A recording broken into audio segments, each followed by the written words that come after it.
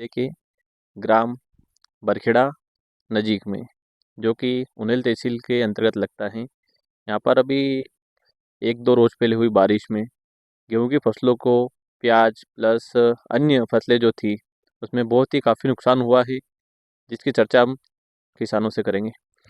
बताइए भाई साहब, क्या स्थिति बनी एक दो रोज़ पहले जो पानी का? 18 तारीख को रात को मतलब पानी अति वर्षा और मतलब ओले गिरे, साथ में बहुत तेज हवा चली। उसके कारण हमारे गांव की जो गेहूं की फसल है और प्याज है और जो भी फसल है पूरी तरह से बर्बाद हो चुकी है, मतलब नष्ट हो चुकी है। इतनी हवा चली कि पूरे गेहूं मतलब आड़े पड़ गए। और उसके साथ में 19 तारीख को भी पानी गिरा है दिन भर।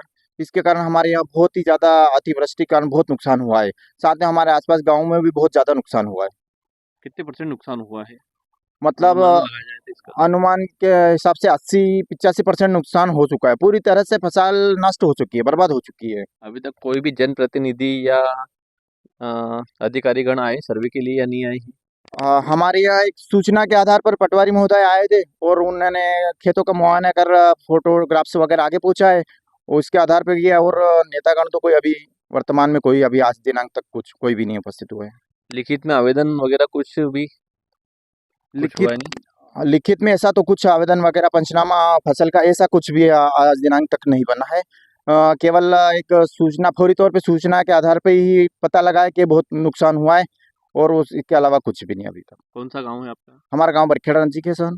और हमारे यहाँ तो बहुत मतलब फसल लगभग बर्बाद हो चुकी है पूरी तरह से। आपके उन्हेल तहसील के 8 से 10 गांव में ऐसे बताए जा रहे हैं कि जहाँ पर ओलावृष्टि बारिश इसके कारण मतलब 80 से 85% नुकसान हुआ है।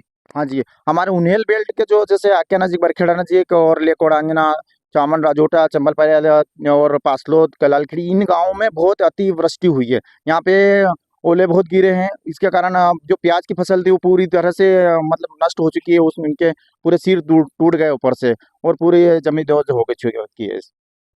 जैसा कि हमारे अभी किसान साथी बता रहे थे कि पूरी तरफ फसलें नष्ट हो चुकी हैं।